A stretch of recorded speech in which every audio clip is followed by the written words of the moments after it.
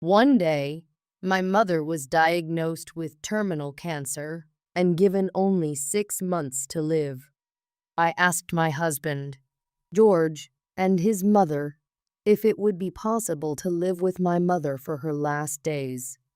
They responded, "She's going to die soon anyway, right? No point in trying so hard. It won't cure her, it's just a waste of time. Why would you say something so terrible?" Ultimately, George and my mother-in-law did not agree to let her live with us, and my mother passed away alone. Several years later, my mother-in-law was diagnosed with the same terminal cancer. George immediately decided to live with his mother, but I could not forgive and accept it. My name is Stacy. I am 35 years old. 8 years ago, I married George, who is 2 years older than me. We used to work at the same company, but I quit my job to become a housewife after we got married. In the early days, George was very caring, and I spent each day grateful to be married to him. However, I've always been a bit uncomfortable around my mother-in-law. She grew up a well-to-do lady without hardships, whereas my mother had a tough life growing up in a poor family. The two had very different values, especially my mother-in-law, who didn't think much of my mother. My mother-in-law and mother rarely saw each other, so there were no major issues for now. George knew his mother disliked my mother and promised, "If Mom says anything weird to Stacy's mom, I'll scold her. Don't worry." And indeed, when my mother-in-law spoke ill of my mother, George defended her, which was a great comfort and reassurance to me. However, there was one thing that worried me. Recently, when I visited my parents' home after a long time, my mother said, "I've been feeling off lately. I don't think it's an illness, though." Given her generally frail health, she seemed more worn out than before. Having more free time, I thought I might need to care for my mother soon. So I used my spare time to obtain a caregiver's certification. I wanted to be prepared to respond immediately when needed, and I asked George if I could work as a caregiver. "Sure, why not? Just make sure you take care of the house too." So I started working as a caregiver. 4 years into our marriage, when we were thinking about having children, I discovered I was pregnant. George and my mother-in-law were thrilled about the pregnancy. Everyone celebrated the new addition to the family. However, I still wanted to continue my caregiver work. Having seen my father pass away when I was young, I felt a strong desire to care for my mother myself if anything happened to her. Initially, George and my mother-in-law opposed it, worrying about the baby, but eventually, they reluctantly allowed me to continue working. I was getting used to my job as a caregiver when one day during lunch, I received a call. "Hello, Stacy. Please stay calm. Your mother has collapsed and been taken to the hospital." "Hello? What? Really?" "Yes, she suddenly collapsed and had to be rushed to emergency." The call came from my mother's boss at her workplace. After hanging up, I was rooted to the spot. What if something happens to my mother? With a sinking feeling and a pounding heart, I rushed to the hospital.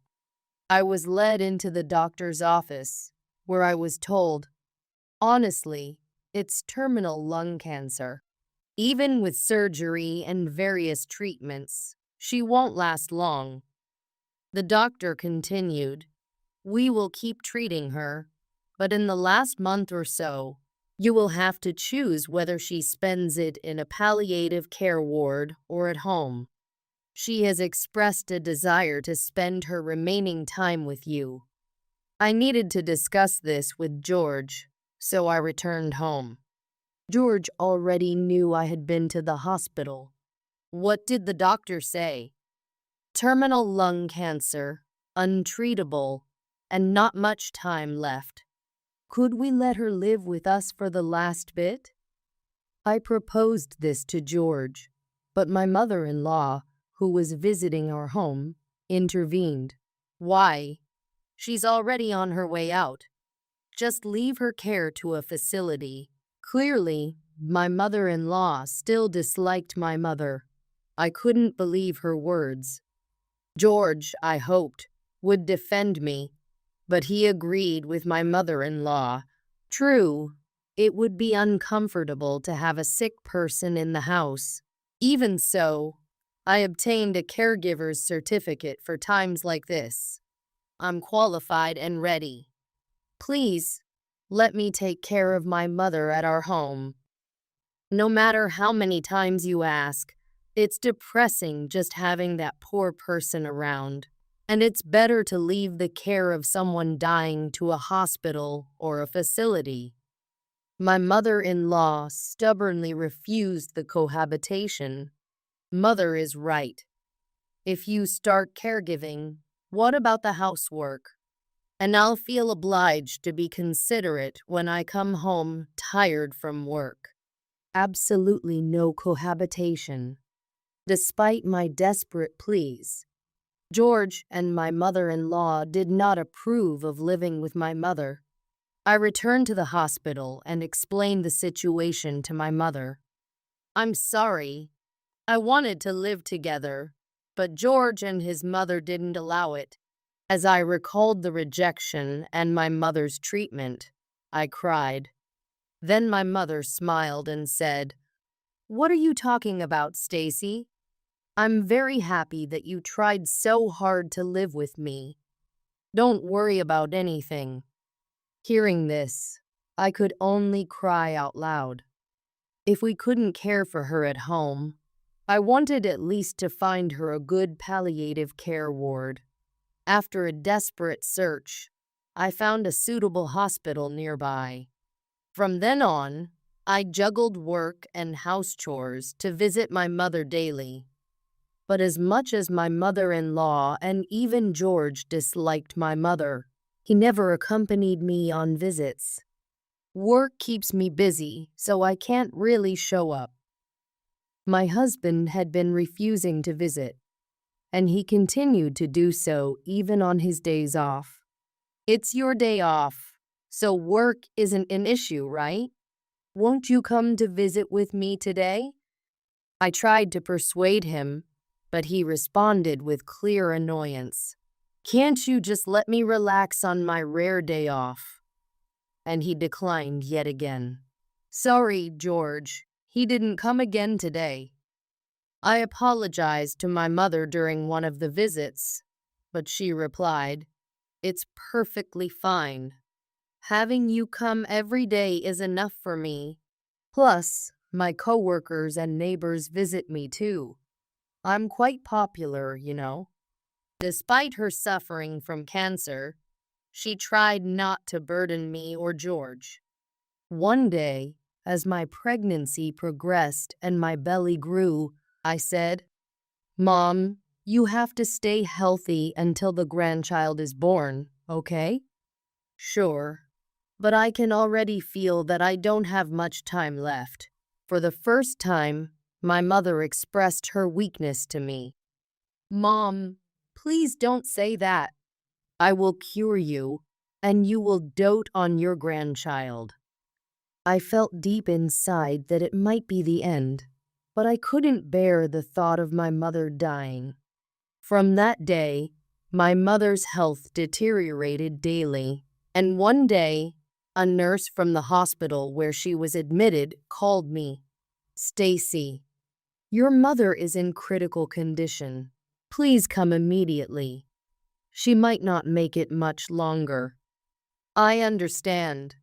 I'll be there right away." As I hurried to the hospital, I called my husband, George, to inform him that my mother was in a critical state. but he replied, "Really?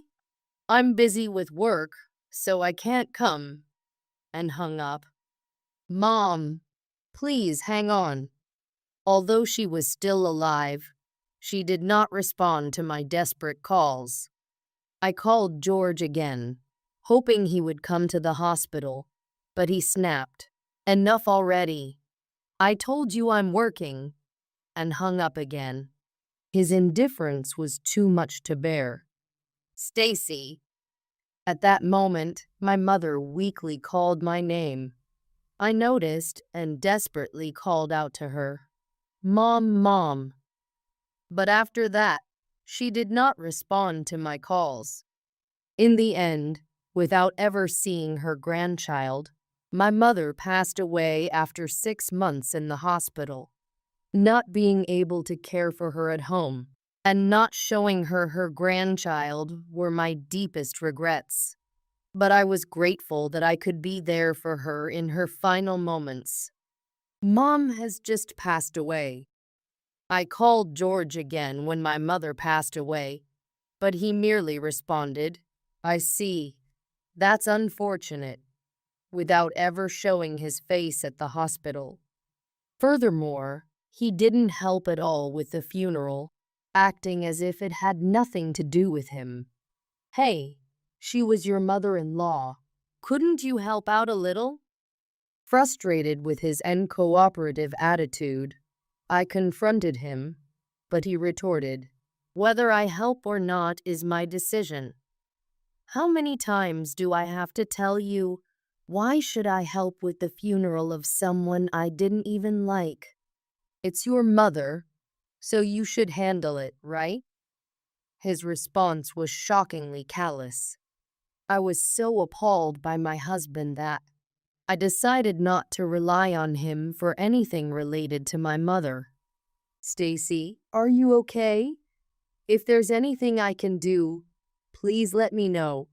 During these tough times, only my aunt, who had come to offer condolences, showed concern for me. She also took care of the inheritance procedures, which was a huge relief. "Hey, Stacy, what's your husband doing? Your mother has passed away, and he's doing nothing." My aunt seemed concerned that my husband was not helping at all with the funeral arrangements or the inheritance procedures. "I'm sorry.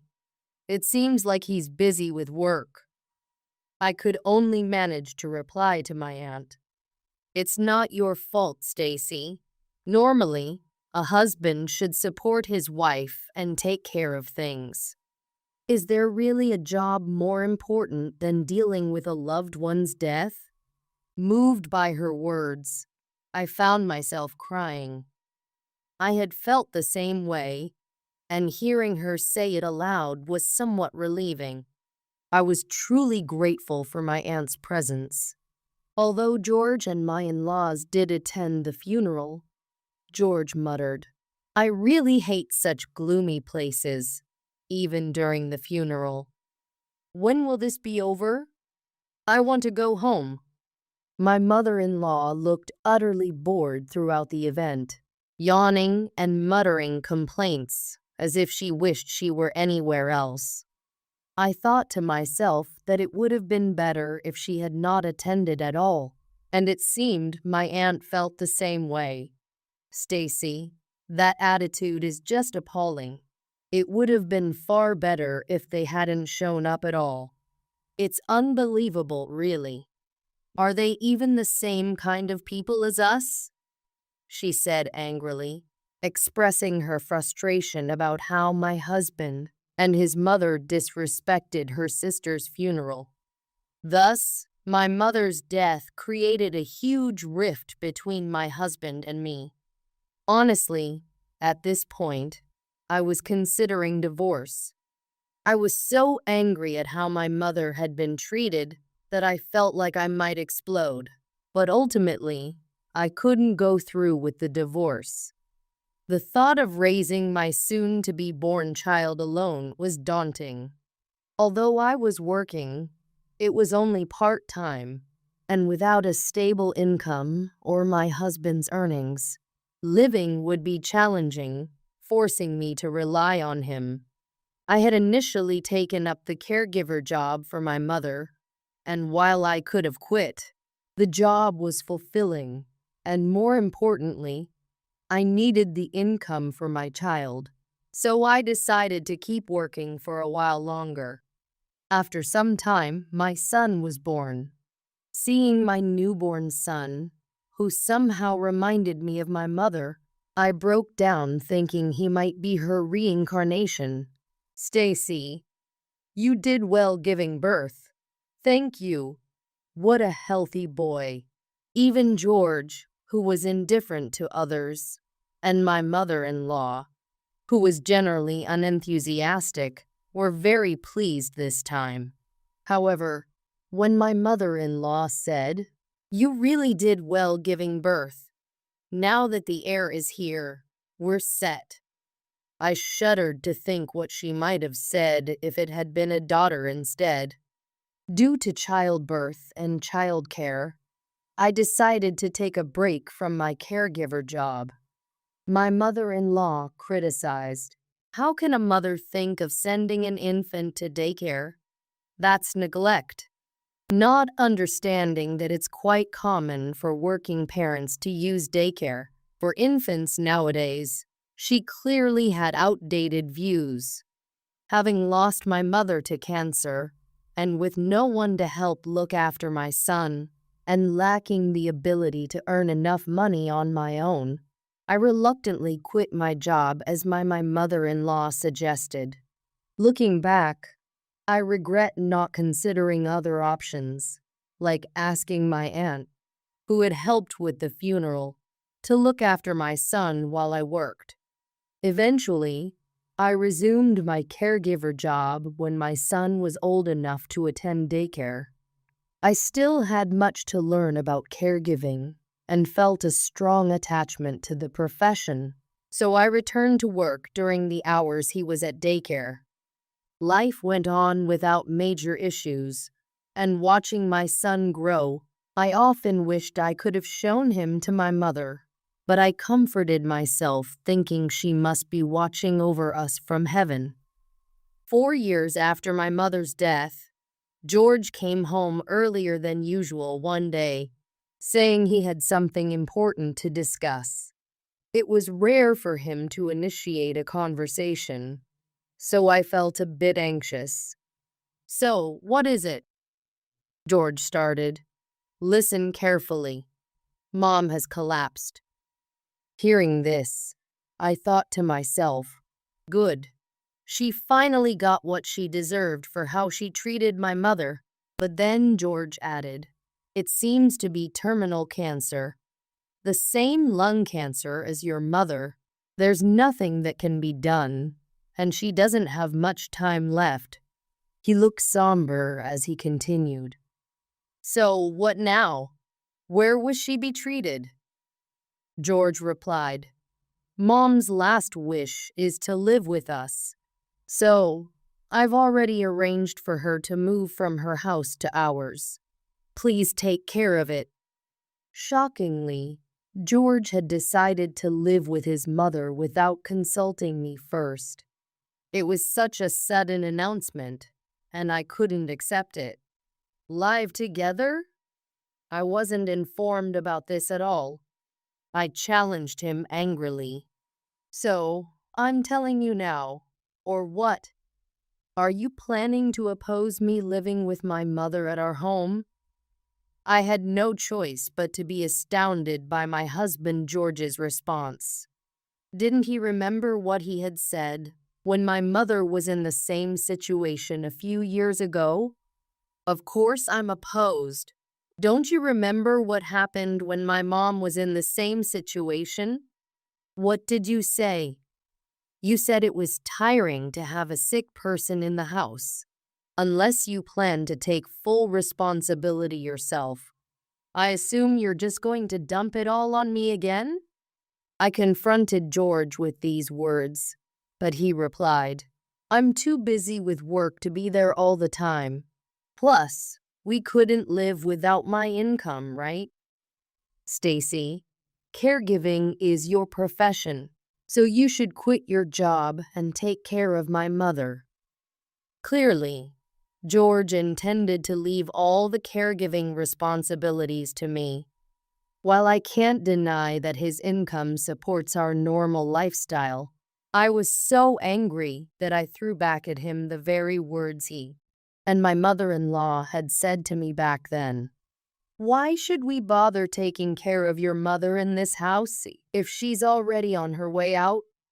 I have my own job, so I can't be bothered.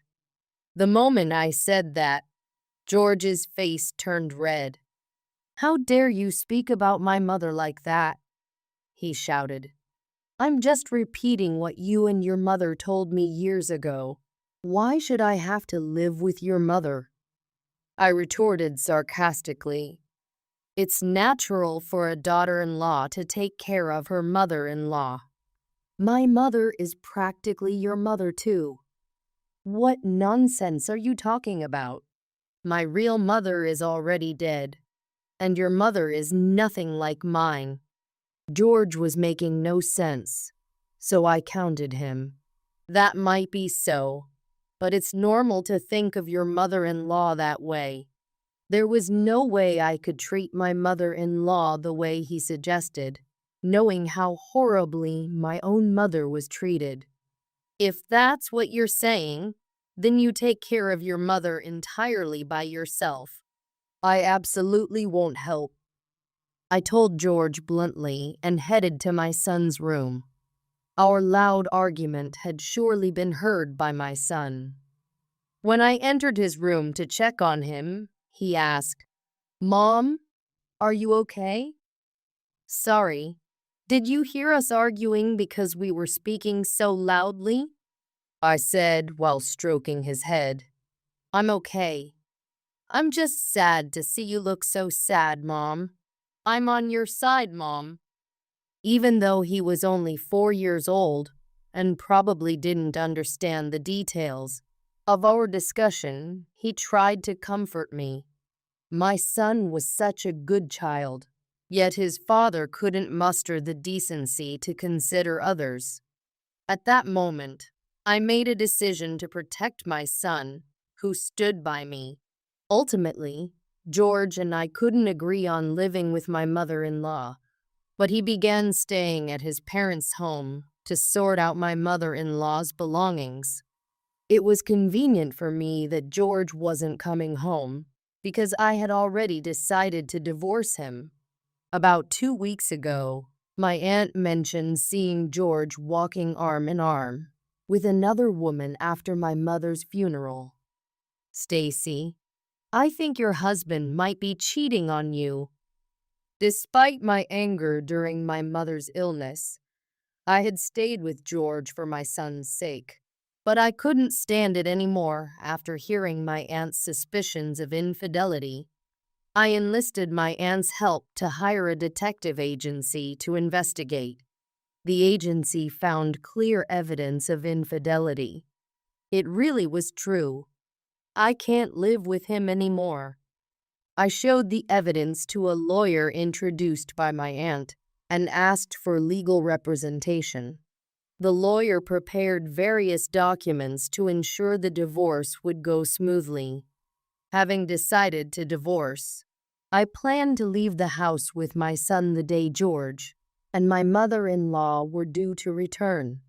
George regularly sent messages while he was at his parents' house, but they were one-sided messages like, "Have you quit your job yet? The cohabitation is starting soon. Is everything ready?" I read all his messages, but chose to ignore them. On the day my mother-in-law's belongings were to be moved to our house, George arranged to follow the truck carrying her things home. Hey, what's going on? I didn't hear anything about you suddenly disappearing. After the moving was done, I received a message from George. Having decided to ignore him up to now, I sent back just one line. Since it's the last time, You can call me. Seconds after sending the message, George called. Stacy, where have you guys gone? Explain what this is all about. Over the phone, I told him. What do you mean? You proceeded with the cohabitation on your own, so I'm just doing what I want to, right? That might be, but there was no need to leave the divorce papers and disappear. I had signed the divorce papers and left them on the living room table when I moved out with my son. I continued firmly as George's anger did not subside.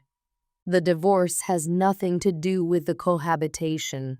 You said you were staying to sort out your mother's stuff, right? But you were actually cheating, weren't you?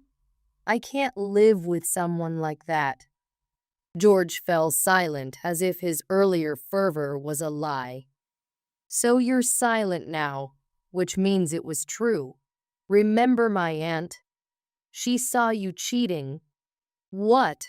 That was just seen by chance. It might not be true. Thinking you would say that, I had my aunt help me, and we had a detective agency investigate your cheating. Indeed, she was one of your colleagues, wasn't she? Did you think I would always do as you say? You're sorely mistaken. My serious anger finally seemed to reach George. Perhaps realizing he had no more room to argue, he said, All right, I hear what you're saying, and I'll listen properly. So come back home. I regret the affair, and I'll apologize properly. I'll also reconsider living with my mother. Please come back. George appeared quite desperate, but I felt a sense of vindication. Sorry, but my son and I have chosen to become strangers to you. From now on, please talk through my lawyer. Don't expect me to answer if you call me. With that, I hung up the phone. Even as George continued to rant to the end, I ignored it. After hanging up, I felt relieved in an apartment. Having decided to leave home with my son, I struggled to find a good place, so I consulted my aunt. Why don't you live in one of the apartments I own? My aunt kindly offered us a room. I'm really sorry for relying on you for everything. Don't worry about it. It's natural to want to help a dear niece and her child, but I regret not speaking up sooner when your mother passed away. Hearing my aunt's words, I couldn't help but cry. Back when I was pregnant with my son, all I could think about was how financially challenging it would be if I divorced then. I deeply regretted not divorcing my husband sooner and relying on my aunt, as it would have spared me the frustrations I experienced back then. It's okay. I'm here for you now. Let's keep moving forward together. Seeing me in tears, my aunt must have sensed something and comforted me with those words. With her support, I was ready to proceed with the divorce from my husband. 3 days later, my lawyer called, suggesting, Your husband has been calling non-stop, but he seems unwilling to agree to a divorce. It seems we're at an impasse, so let's meet and settle this once and for all. I'll be there too, of course. Although I never wanted to see my husband again, I agreed since the lawyer would be present. The meeting was set at the lawyer's office. On the day of the discussion, I left my son with my aunt and went to the lawyer's office alone. When I entered the room, my husband and the lawyer were already seated. This scoundrel! How dare you just leave like that?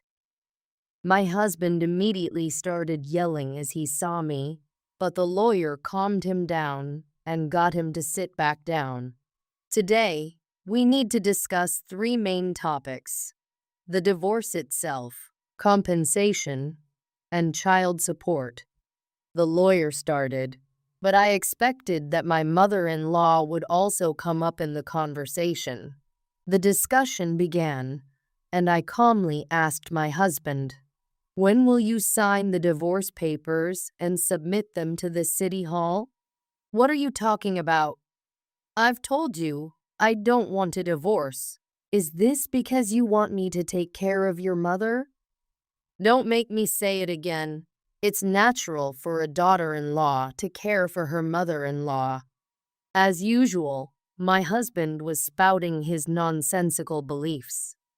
Unfortunately, there's no such rule, and to think you wouldn't divorce after cheating is astonishing. Cheating has nothing to do with this. No, it very much does. You wouldn't let me live with my mother, but you unilaterally decided your mother should live with us and assumed I would take care of her while you went off to have fun with another woman. Let me make this clear. I am neither your servant nor your housekeeper, nor am I a dedicated caregiver. As our argument escalated, the lawyer intervened. "What will you do, sir? If you continue to refuse the divorce, we can take this to court. It's up to you, but let me be clear, you have almost no chance of winning.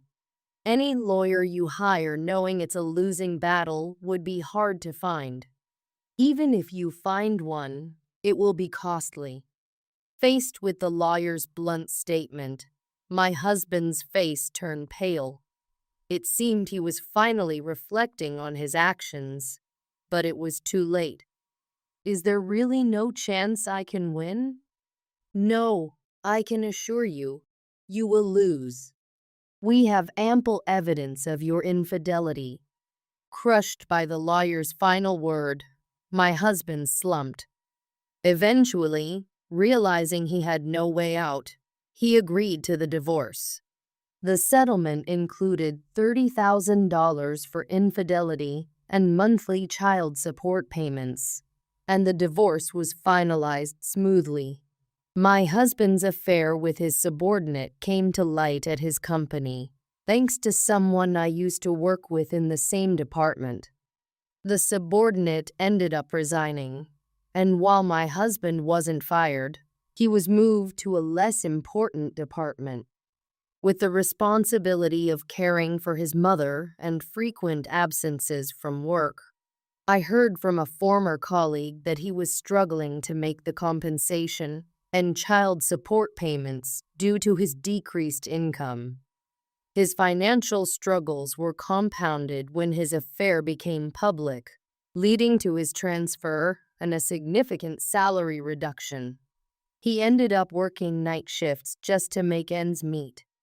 Consequently, he had to give up on caring for his mother at home, moving her to a palliative care ward instead, which further strained his finances. Apparently, he has lost a lot of weight due to stress and lack of food, bearing little resemblance to the man he once was. Meanwhile, with my aunt's support, I successfully continued my work as a caregiver and even upgraded my skills enough to earn a caregiving certificate, increasing my income. Now my son and I can live comfortably, though not lavishly. Is it really okay to rent me this beautiful apartment for just $300 a month? Feeling guilty about the deal I was getting, I asked my aunt again, but she insisted. "I've told you it's fine." Knowing that I was concerned, my aunt added a gentle condition to the arrangement for renting the apartment. "Then, I'll add just one condition for renting. Every month on the anniversary of my sister's and your mother's passing, invite me over for a meal together." I was initially taken aback, thinking if that was really all she wanted. "All right, maybe I could order some takeout every month," I started to suggest, but before I could finish, my aunt interjected with a smile. "No, I want to eat the food you make, Stacy." "Understood." I'll cook whatever you like." With that, I agreed to my aunt's terms and started my new life in the apartment. Since moving in, we've held our monthly dinners as promised. My son has grown very fond of my aunt, who treats him like a real grandmother. I look forward to maintaining this wonderful relationship with my aunt as my son and I continue to live peacefully.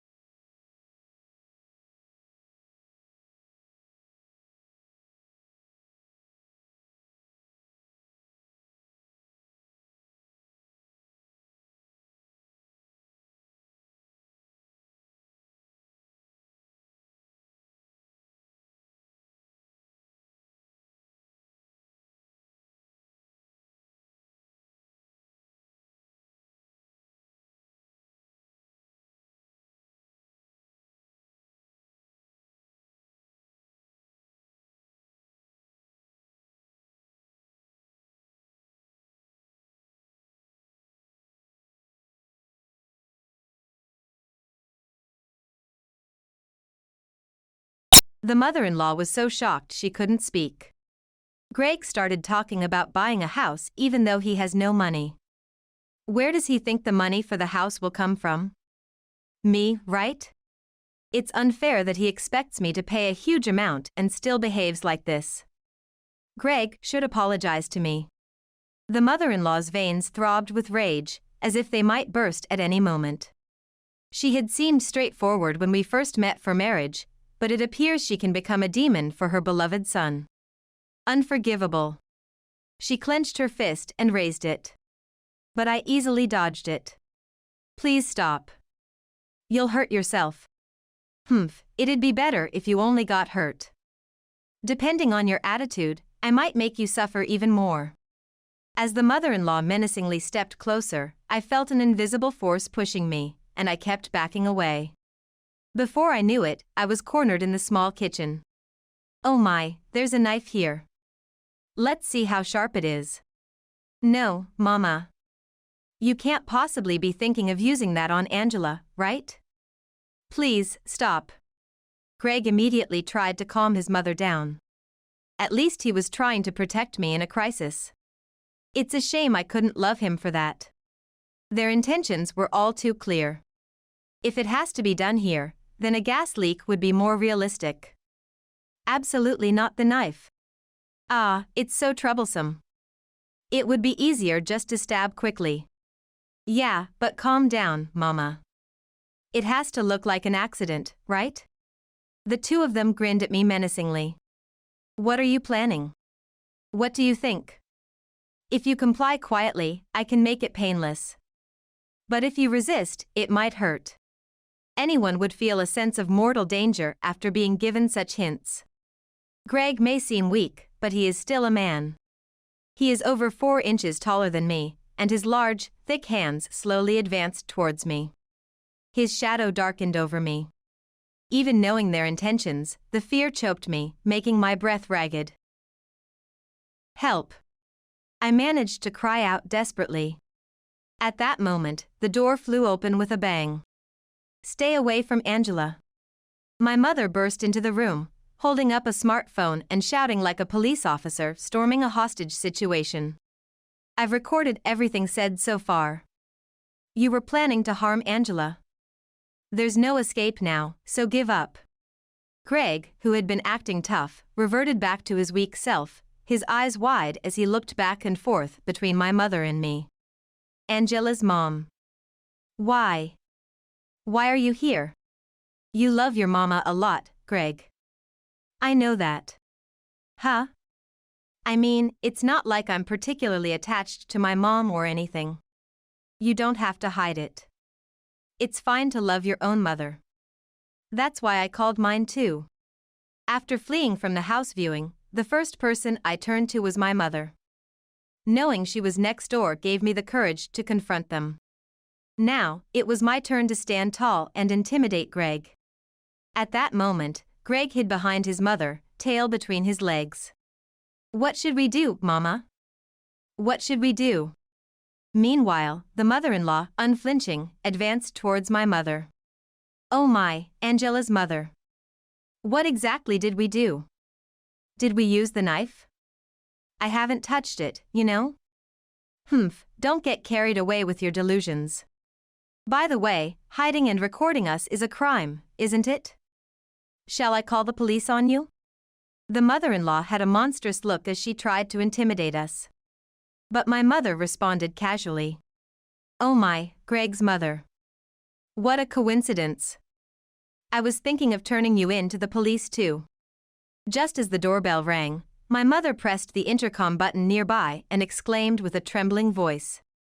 Please, help me. Suddenly, the door swung open and 2 police officers entered the room. Seeing them, my mother turned pale and collapsed. Officer, help.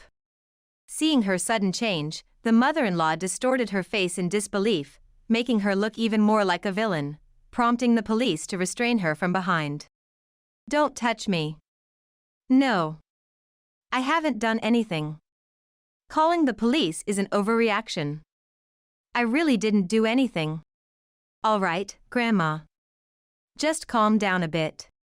The officer's kind words did not reach the mother-in-law. The more she struggled, the tighter the police restrained her. "What are you saying I did?" she screamed. Since she seemed unaware of any crime, I pulled out a piece of evidence. "My husband and his mother are trying to kill me." Then I played the audio. It was muffled and noisy, but it was unmistakably the voices of Greg and the mother-in-law. "Greg, I like this house." "I like it too." "Then let's make that old bride buy it. She'll be happy to be of use to us." This was an audio file received from the real estate agent, Howard. It seemed Greg and his mother had already set their sights on the house during a prior viewing. Their jaws trembled as they faced each other.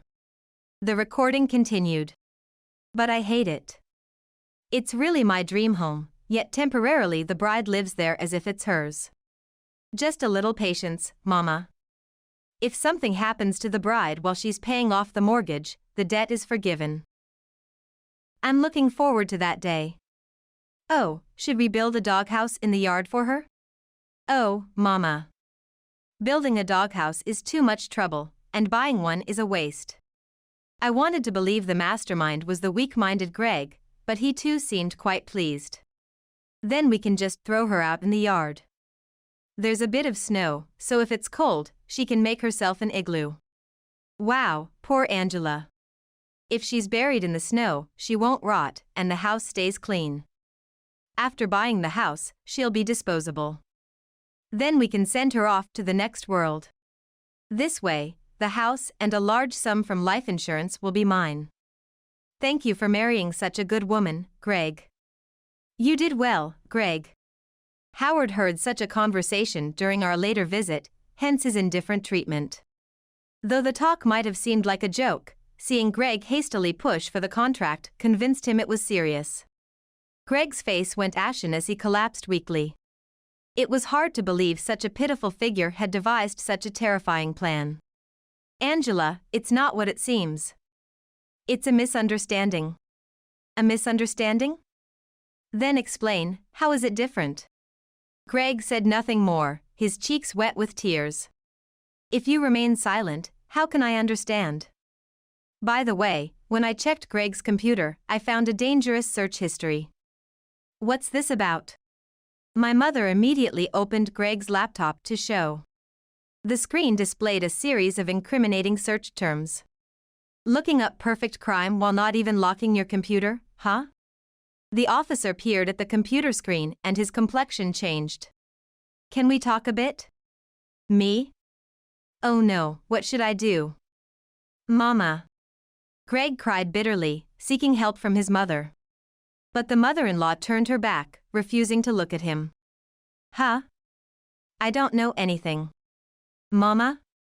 Mama." Mama said to squeeze all the money from Angela and then dispose of her. "Mama, Mama." Greg desperately clung to his mother. "You fool. Don't say unnecessary things." "Mama." The officer gently placed a hand on the mother-in-law. "Grandma, let's hear your side of the story." Eventually, the mother-in-law lost her momentum. She opened and closed her mouth without making a sound and then just looked up at the sky. It seems Greg and his mother received a stern warning from the police. Since they hadn't actually carried out any harmful actions against me, they weren't charged. "It's your fault I lost my job." Although I had promptly divorced Greg and was feeling relieved, the former mother-in-law showed up at my place, ranting. "If you hadn't meddled, I wouldn't have been fired. Take responsibility." She was banging on the front door as if to break it down. In fact, she used to work for a life insurance company. Not satisfied with the policies I already had, she had taken out additional policies in my name. Should anything happen to me, Greg would of course receive a large sum of insurance money. "You committed a crime by signing up for insurance in someone else's name. You got fired, rightly so." With that said through the door, fearing for my life, I called the police. After that, the mother-in-law made several more assaults, but each time I refused to open the door and called the police right away. The mother-in-law became notorious in the neighborhood. She was rumored to be a habitual insurance fraudster, and there were even whispers that her long-deceased husband might have been another of her victims. Relieved by the absence of the mother-in-law, I was soon confronted by Greg's arrival. He rang the intercom once and quietly pleaded, "Let's start over, just the two of us. Mom won't come out of the house. It's safe now, we won't be disturbed." Apparently, the mother-in-law, crippled by fear of public scrutiny, had become a recluse. "It's really bad, you know. She took my bank book and credit cards. She's been shopping online with them. When I told her I was running out of money, she locked me out and told me to work more. I'm going to go bankrupt at this rate. What should I do?" When I remembered how kind you used to be, I found myself coming here. I addressed him through the door, even as he tried a tearful plea. "So, you mean to say you don't want to take care of your reclusive mom and just want to take it easy at my place?" "No, that's not what I meant. Why don't you take care of your beloved mama forever?" Without his mother's support, a powerless Greg sulkily returned to his family home. Despite being a recluse, his fierce mother was far from quiet. One could only imagine how exhausted Greg must have felt inside that suffocating home. His gaunt cheeks spoke volumes of his hardships. Yet, without someone else's encouragement, he couldn't muster the courage to escape. He deserved to endure this living hell with his beloved mama. Since it was dangerous to continue living alone in an apartment known to Greg, I moved back to my family home. Living with others is incredibly reassuring, enveloping me in a sense of security as if I'm wrapped in a cocoon. I'll start looking for a new place soon. Maybe I'll find an apartment with good security this time. Do you intend to leave? Why not stay here forever?" Her petite mother flexed her muscles, showing little bulge, her upper arms sagging instead. "Mom's security will protect you from any threat." I laughed at my mother's joke, and she started laughing too. When I was frightened, knowing Greg's intentions, the first face that came to mind was my mother's. When I called her for help, she came to my aid immediately. There is no greater ally for me than my mother. Mom's security looks a bit weak, kind of unreliable. I playfully slapped my mother's saggy belly. Without needing Mom's security, I wished in my heart to keep laughing together forever. My greedy sister-in-law was involved in her husband's death, and her next plan was horrific. During a family gathering, when I exposed her future plans, she stood up in anger and threw a wine bottle at me. I was injured, blood mixing with the spilled wine, while my shameful husband stood with his sister instead of supporting me. I decided to seek revenge, and my next move shocked everyone. I still remember the day I met Michael, how the sunlight seemed to dance around him as he walked into the cafe where I worked part-time during my last year of college. He had this charming smile and an air of confidence that instantly drew me in. I was a shy girl, trying to figure out my life as a school teacher in Austin, Texas. Michael was everything I wasn't: sophisticated, ambitious, and already making waves as a corporate lawyer. We fell in love quickly, and before I knew it, I was standing in a beautiful white dress, vowing to love him forever. Our first year of marriage felt like a dream. We shared a cozy apartment filled with laughter, love, and the smell of my cooking. I was determined to make our home a place of warmth and comfort. But soon after the honeymoon phase faded, things began to change. Michael's older sister, Catherine, started to emerge from the shadows, and with her came an overwhelming sense of unease. Catherine was in her early 40s, a real estate agent who prided herself on her success. She was polished, with an aura that commanded attention, but behind that facade lay a manipulative nature I didn't see at first.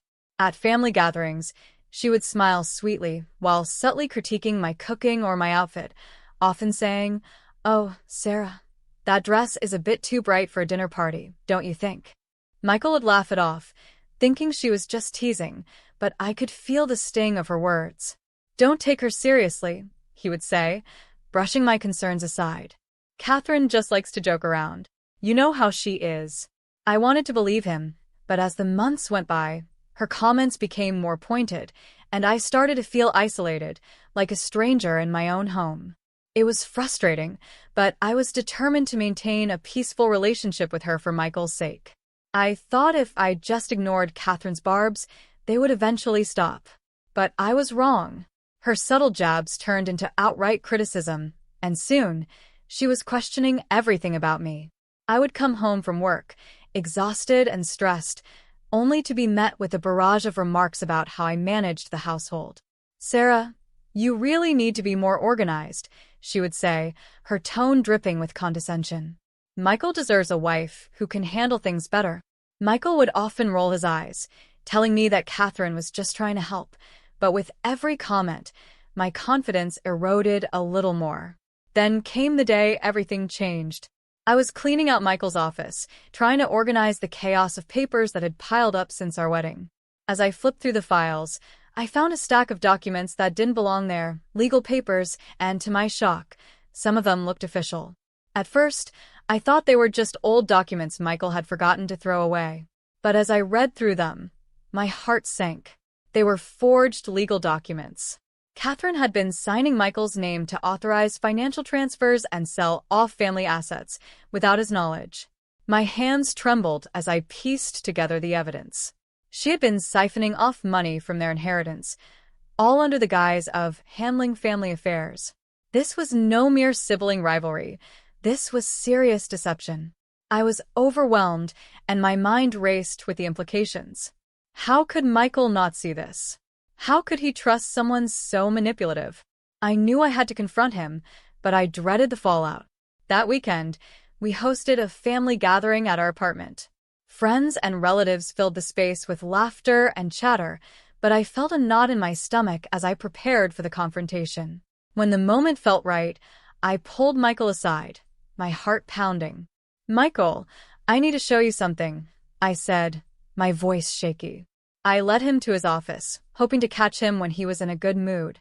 I laid out the forged documents in front of him, my voice steady despite my racing heart. "Catherine has been stealing from you. Look at these." He scanned the papers, his brow furrowing. "What is this?" he asked, disbelief creeping into his voice. I explained how I had found them, detailing how Catherine had manipulated the family finances. But instead of the support I desperately sought, Michael's expression shifted. "Sarah, you're just trying to cause drama. You know Catherine has always managed the finances. She's helping us." His voice grew louder, and the chatter of the gathering faded into a muffled backdrop. I felt a wave of frustration wash over me. "She's not helping. She's lying and stealing from you." At that moment, Catherine entered the room, her keen sense for drama alerting her to our escalating voices. She took one look at the documents and immediately put on an act. "Oh, Sarah, how could you accuse me of such things?" Her eyes glistened with fake tears as she stepped forward, arms open as if to embrace me. "You're ruining everything." The tension in the air thickened, and I felt like I was suffocating. Michael turned to his sister, his protective instincts flaring up. "Sarah, you're humiliating us in front of everyone," he said, his voice hardening. "Michael, you have to see," I began, but before I could finish, Catherine lunged forward. In a flash of anger and betrayal, she grabbed a wine bottle from the table and hurled it at me. Time seemed to slow down as I felt the impact. Glass shattered against my head, and I collapsed onto the dinner table. Blood mixed with the spilled wine, and I could hear the gasps of our guests around me. It felt surreal, like I was watching everything unfold from a distance. As I lay there, dazed and bleeding, I caught a glimpse of Michael's face, frozen in shock, yet filled with a strange mixture of disbelief and denial. He didn't rush to my side. He didn't comfort me. Instead, he stood there, paralyzed, caught in the web of his sister's lies. In that moment, reality struck me harder than the bottle had. I realized my marriage was crumbling, and Michael would never choose me over Catherine. I was alone, surrounded by people who had once celebrated our love, but now bore witness to my humiliation. Little did I know, this was only the beginning. The truth about Catherine and her twisted manipulations was still waiting to be uncovered, and I was determined to find a way to reclaim my life, even if it meant battling the very family I had tried so hard to embrace. I woke up in a daze, the harsh fluorescent lights of the hospital room stinging my eyes. I could hear soft voices in the background, the beeping of machines, and the faint smell of antiseptic filling the air. Panic set in as I tried to sit up, only to be met with a throbbing pain in my head. "Sarah, please take it easy," came a familiar voice. It was Megan, my best friend since childhood. She was sitting beside me, concern etched across her face. "You scared me half to death. What happened?" I croaked, struggling to piece together the events of the night before. "Catherine attacked you with a wine bottle during the family dinner," Megan explained, her voice steady, yet filled with urgency. "You passed out, and the ambulance took you here." I was so worried. As the memories flooded back, the fear and betrayal twisted in my gut. I couldn't believe what had happened. How had it come to this? I felt a surge of anger toward Michael, who had just stood there, paralyzed by his sister's manipulations. "I have to talk to him," I said, my voice barely above a whisper. "Maybe it's not the best idea right now," Megan replied, shaking her head. "You need to focus on healing." But I couldn't shake the feeling of urgency. I needed answers. I needed to confront Michael about his loyalty to Catherine, about how he had chosen her over me in my most vulnerable moment. Later that day, I was discharged from the hospital, but the road to recovery felt like an uphill battle. Megan insisted I stay at her apartment for a while. "You need a safe place, away from all this chaos," she said. I nodded, grateful for her unwavering support. As the days passed, I became increasingly determined to uncover the truth about Catherine. I couldn't let her get away with what she had done, not just to me, but to the entire family. While Megan helped distract me with late-night talks and ice cream, I started to dig deeper into Catherine's life. One evening, as we sifted through the documents I had saved from Michael's office, I discovered an email thread on my laptop that I had overlooked. It was between Catherine and a real estate agent, discussing a property sale that had occurred months before. The tone was casual, but I couldn't shake the feeling that something was off. Why was she selling properties without Michael's knowledge? "Megan, look at this," I said, pointing to the screen. "She's been selling off family properties without telling anyone. It's like she's building a financial empire for herself." Megan leaned closer, her eyes narrowing. "This is huge. We need to find more proof. If she's manipulating the entire family's finances, we have to expose her." Fueled by a newfound determination, we spent countless hours researching and connecting the dots. We visited public records offices, digging through documents and uncovering Catherine's shady dealings. Each piece of evidence we found painted a darker picture of her true intentions. Then came the breakthrough. While sifting through some old court records, I stumbled upon information that made my heart race. There were whispers of Catherine's past, specifically about her first husband's death. It had been labeled as an accident, but the details were murky. What if she didn't just sell properties? I said, my voice trembling. What if she had something to do with his death? Megan looked up, her eyes wide. "You mean you think she might have killed him for the money?" "It's possible," I replied, feeling a chill run down my spine. If she could manipulate Michael like this, who knows what else she's capable of? We decided it was time to take our findings to the police. Armed with a folder full of evidence and a growing sense of urgency, we headed to the precinct. My heart raced as we walked through the doors, the weight of the situation pressing heavily on my chest. A grizzled detective greeted us, his expression shifting as he reviewed the documents. "This is serious," he said, glancing between us. "If you're saying she's been stealing from her family and possibly involved in a suspicious death, we need to investigate this further." My breath caught in my throat. For the first time, I felt like I was taking control of my life. I wasn't just a victim anymore. I was fighting back against the manipulation that had plagued my marriage. As we left the precinct, Megan squeezed my hand. "You're doing the right thing, Sarah. This is just the beginning." But even as I felt empowered, a part of me still feared the repercussions. What would happen when Michael found out? Would he believe me? Or would he side with Catherine again? The uncertainty loomed over me like a dark cloud, but I knew I had to push forward. I couldn't let Catherine continue to destroy everything I had worked for. With each step, I felt the weight of my past begin to lift, replaced by a fierce determination to reclaim my life. This was my journey, and I would see it through to the end, no matter the cost.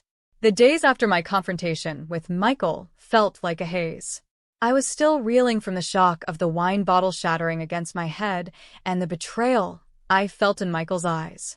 As I recovered at Megan's apartment, I found solace in her unwavering support, but the weight of Catherine's manipulation hung heavily over me. I knew I had to do something to stop her. Megan and I spent hours sifting through the evidence I had collected. I couldn't shake the feeling that I needed more proof to finally convince Michael of Catherine's true nature. Each document I reviewed only fueled my determination. I recalled the detective mentioning Catherine's past. I had to investigate that further. One evening, as I scrolled through old emails on my laptop, I stumbled upon a thread between Catherine and a real estate agent discussing property sales. My pulse quickened. Why was Catherine selling properties without telling anyone? I called Megan over. "Look at this," I exclaimed, pointing at the screen. "She's been selling off family properties behind our backs. This could be the evidence we need to expose her."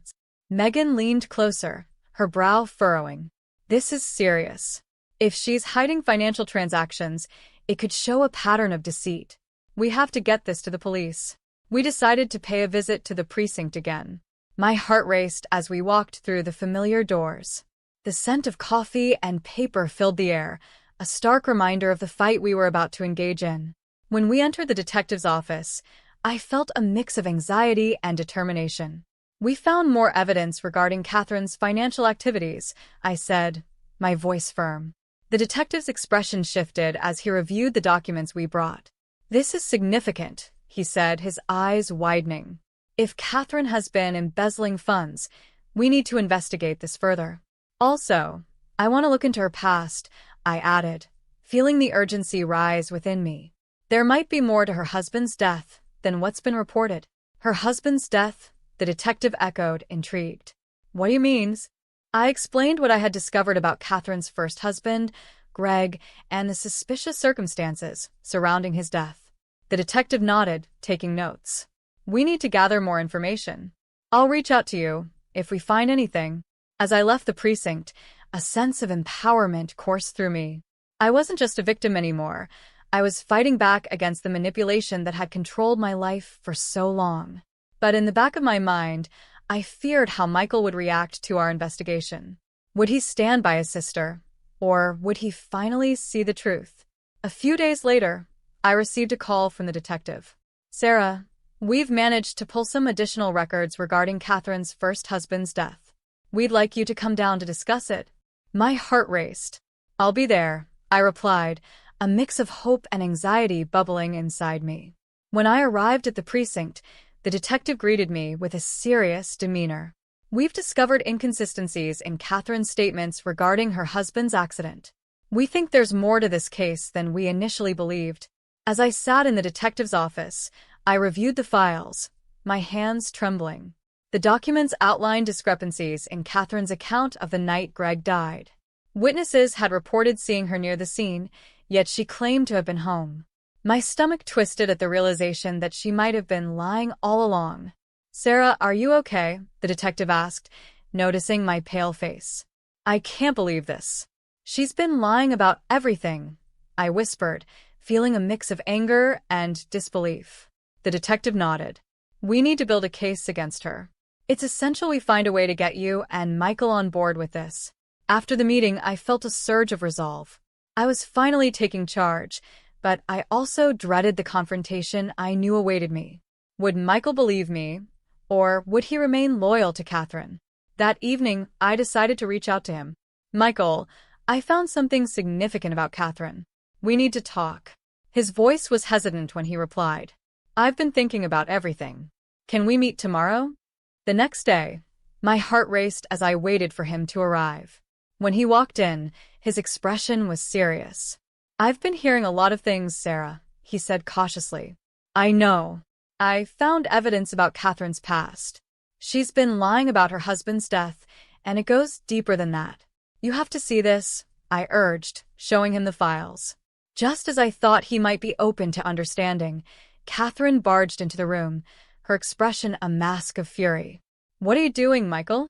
Why are you letting her manipulate you? Catherine, you need to hear what Sarah has to say, he replied, his voice tense.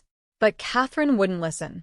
She's trying to ruin our family, she shouted, her anger palpable. As tensions rose, I knew this confrontation could change everything. I stood firm, ready to face whatever Catherine would throw my way. The battle was just beginning, and I was determined to reclaim my life. The atmosphere in the room was electric, charged with tension as Catherine glared at me. I could feel my heart pounding in my chest, but I stood my ground. Catherine, this isn't just about you and me anymore. This is about the truth. Michael shifted uncomfortably, caught between his loyalty to his sister and the growing realization that something was seriously wrong. What truth, Sarah? He demanded, his voice trembling slightly. You've been saying all these things about Catherine, but I need to know what's real. I took a deep breath, trying to quell the anxiety threatening to consume me. I found evidence that Catherine forged documents to steal from our family. She's been manipulating finances for years. And there's more. Her husband's death wasn't an accident. Catherine's laughter rang out, a harsh, mocking sound. You think you can just destroy my life with baseless accusations? You're pathetic, Sarah. But I pressed on, my resolve strengthening. I have proof, Michael. The police have been investigating her.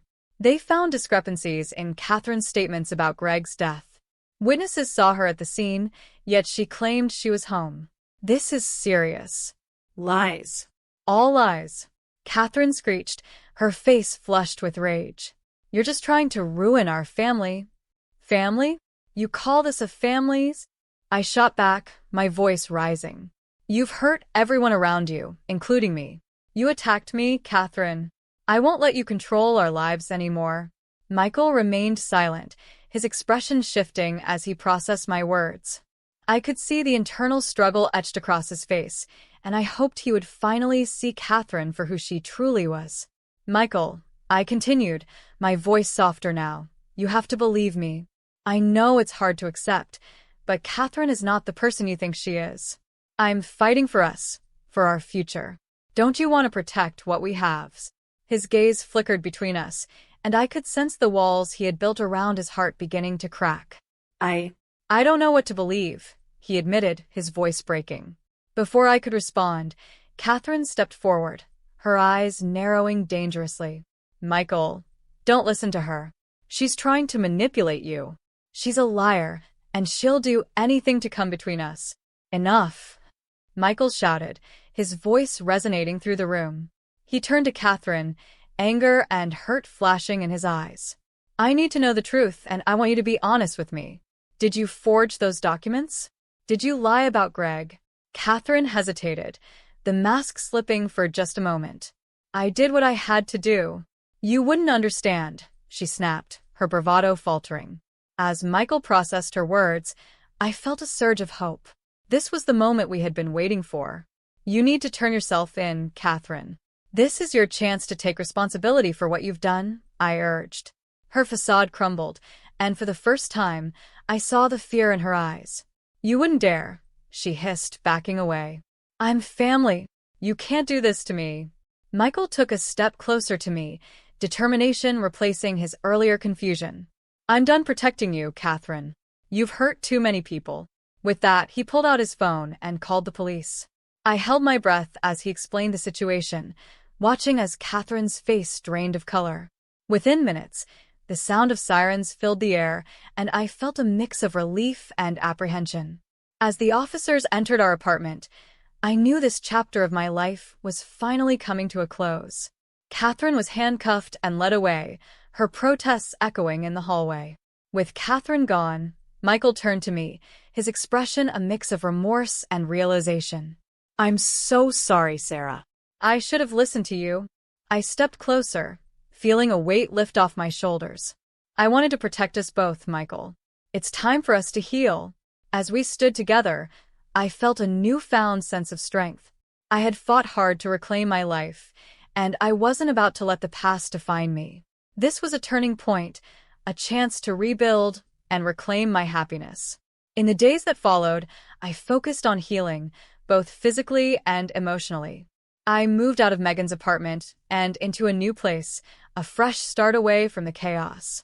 Michael and I worked on our relationship brick by brick, learning to communicate openly and honestly. It wasn't easy, but I was determined to rise above the darkness. I had learned the power of resilience, and with each step forward, I felt stronger than ever. Catherine's shadow had finally lifted, and I was ready to embrace my new life, free from manipulation and full of hope.